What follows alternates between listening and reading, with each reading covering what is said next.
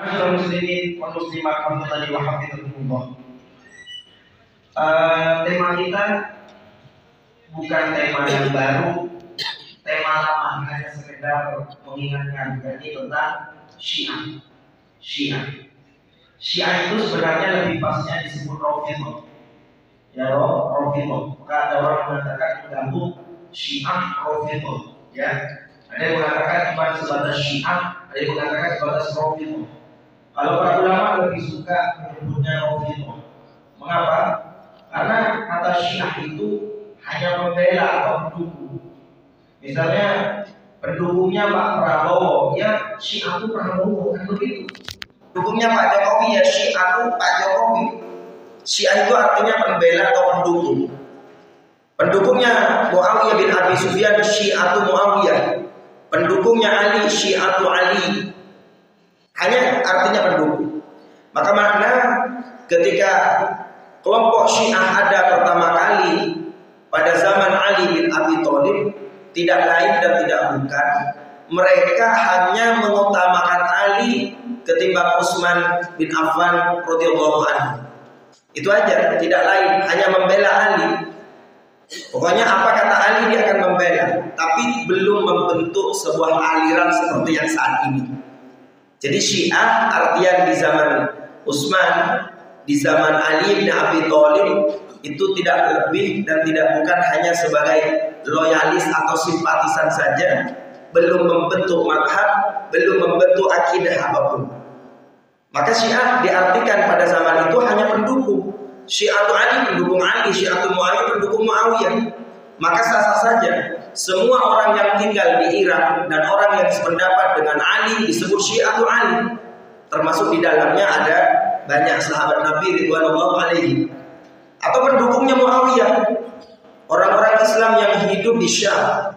Syam itu Palestina, Yordania, Syria dan Lebanon. Itu Syiah Muawiyah, semua mereka pendukung Muawiyah bin Abi Sufyan. Maka disebut Syiah Muawiyah. Belum membentuk ideologi tertentu. Hadirin rahmatullahi Allah Subhanahu wa taala. Maka Zaid bin Ali bin Husain bin Ali bin Abi Thalib atau yang dikenal dengan Zainal Abidin, ya Zainal Abidin, beliau sama sekali tidak mencaci maki Abu Bakar dan Umar. Ya, Abu Bakar dan Umar. Zainal Abidin ini tidak mencaci maki Abu Bakar dan Umar. Ketika beliau diminta oleh para pendukungnya dan pengikutnya di Irak, monggo imam, kita jenengan sebagai orang paling depan, imam kami mencaci maki dan memusuhi Abu Bakar dan Umar meskipun melalui lisan saja. Apa yang kata Zainal Abidin ini? Saya tidak mau mencaci Abu Bakar dan Umar. Huma wazirajati. Keduanya itu adalah menteri terbaik kakekku, yakni baginda Rasulullah Sallallahu Alaihi Wasallam. Lalu orang-orang itu diusir oleh Zainal Abidin sehingga disebut dengan kaum Rafidhah.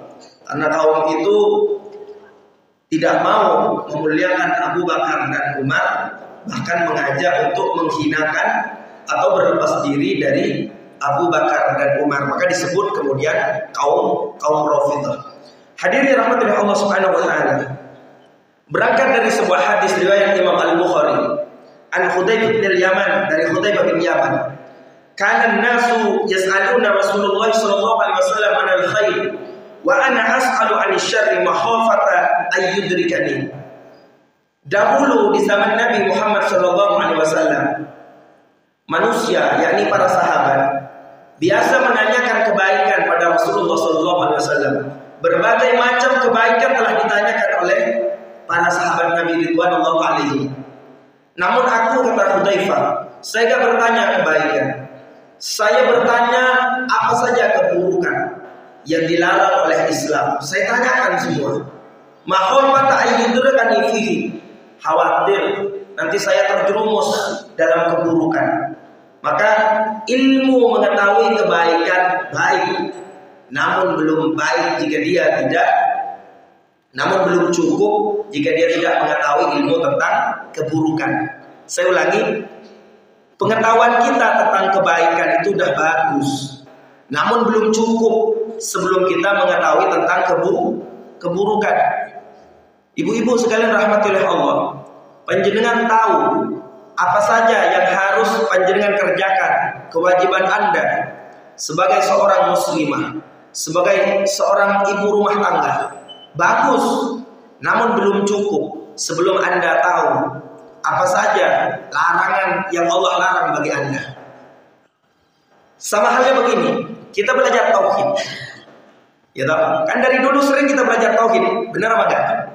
Apakah tauhid hanya ada sekarang? Tidak. Dari dahulu kala sudah sering belajar tauhid. Namun ketika tidak dikenalkan tentang kesyirikan, maka tauhid itu tidak akan bermanfaat itu. Banyak kan orang Islam belajar tauhid tapi masih percaya sama jimat. Banyak apa enggak? Banyak kan orang Islam belajar tauhid namun masih mendatangi dukun. Banyak kan masih percaya dukun. Banyak kan orang kajiannya kajian tauhid namun masih percaya ada hari naas kalau menurut kita, hari yang tidak beruntung. Banyak apa enggak?